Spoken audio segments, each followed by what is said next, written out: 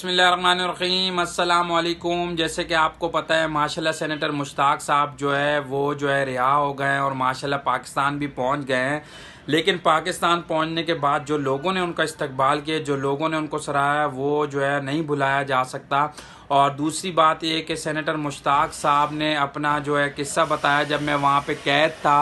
और मैं वहाँ पे जब मुझे इजरायली फ़ौज ने पकड़ लिया था तो इजराइल जज के सामने पेश किया गया और इजरायली जज ने मुझसे कहा कि ये जो आपने किया है और आप जो ये फ्लोटिला जो है लेकर आए हैं और फिर उसके बाद जो आपने हमारे जो कानून को तोड़ा है और ये सारी चीज़ें की हैं, तो सेनेटर मुश्ताक साहब की मुझे ये बात बहुत ज़बरदस्त और बहुत अच्छी लगी कि सेनेटर मुश्ताक साहब ने कहा है कि आप जो है कानून की बात करते हैं और आप मुझे कानून की बात करें कि मैंने इजरायली कानून तोड़ा। मैं तो इजराइल को ही नहीं मानता तो मैं उसके कानून को क्या मानूंगा। तो इस पर बहुत ज़्यादा लोग जो है इसकी बात पे खुश हुए और मुझे बड़ी ज़्यादा खुशी हुई कि सेनेटर मुश्ताक साहब ने कहा है कि मैं दोबारा भी जाऊँगा, दोबारा अगर फ़लस्तीन में जुल्म होगा या इस तरह की जो है इसराइल हरकत करेगा, मैं दोबारा भी जाऊँगा और दोबारा फ़लस्तीन का मुसलमानों का साथ दूंगा। लेकिन ये जो इन्होंने बात की मुझे बड़ी ज़बरदस्त और बड़ी अच्छी लगी कि सेनेटर मुश्ताक साहब इतने दिन कैद में रहने के बाद भी इनका वही जज्बा है माशाल्लाह। तो ये बहुत बड़ी बात है, बहुत अच्छी बात है कि हमारे मुल्क में भी कोई ऐसा है जो इतना बहादुर और दिलेर और वो भी सियासतदानों में।